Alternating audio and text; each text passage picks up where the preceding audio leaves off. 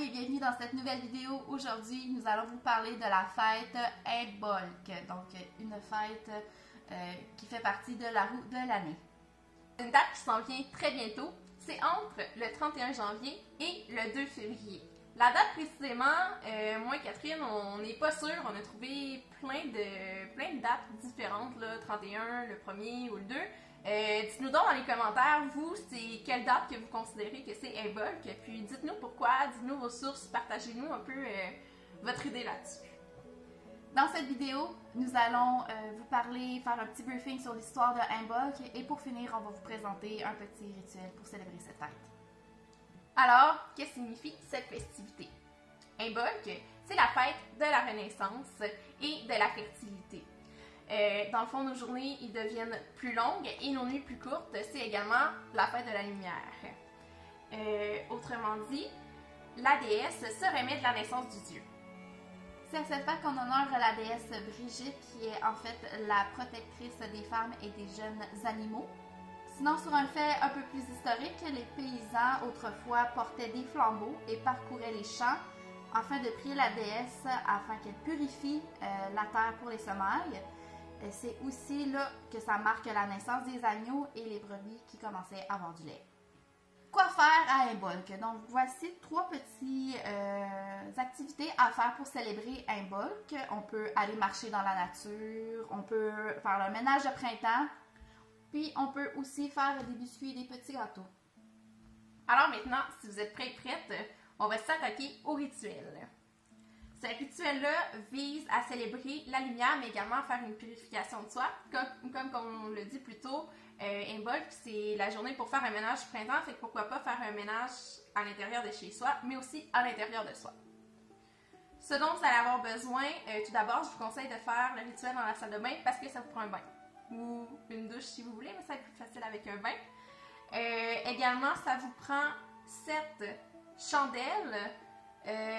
Moi, je conseille blanche, verte ou rouge. Verte ou rouge parce que c'est des couleurs de fertilité, un peu comme l'invoque cette fête-là.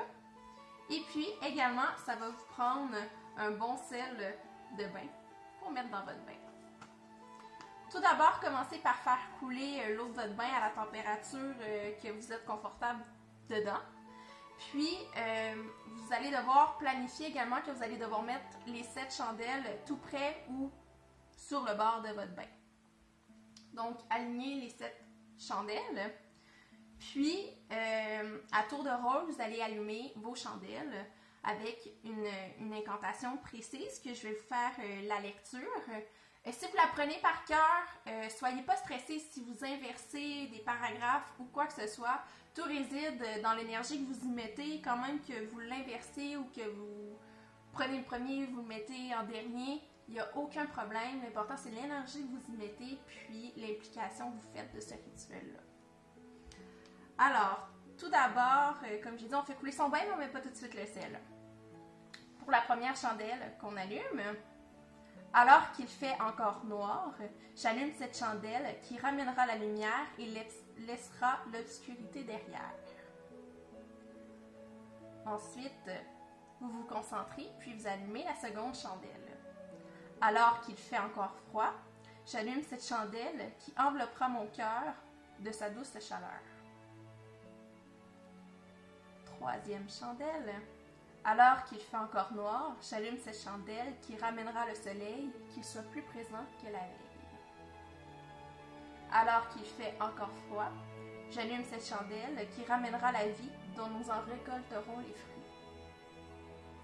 La cinquième chandelle. Lumière, lumière, fais-toi chaleureuse, remplis mon âme, qu'elle ne soit qu'heureuse. La sixième chandelle. Lumière, lumière, fais-toi chaleureuse, que les prochaines saisons ne soient que fructueuses. Et finalement, l'ultime chandelle. Lumière, lumière, te voilà, reste avec moi, nous t'attendions et tu es là. À ce moment-là, restez concentrés, vos 7 lumières sont allumées. Placez le sel dans votre bain en imaginant une énergie purificatrice, puis rentrez dans votre bain. Fixez vos 7 chandelles. Pensez à vos intentions de nettoyer votre corps. Pensez à vos intentions de ramener la lumière dans votre vie, comme le soleil va revenir au cours des prochaines journées. Puis, purifiez votre corps. Puis, profitez de votre bon bain. Donc, c'était notre vidéo sur iBulk. J'espère que vous avez apprécié et on se dit à très bientôt. Bye! Au revoir!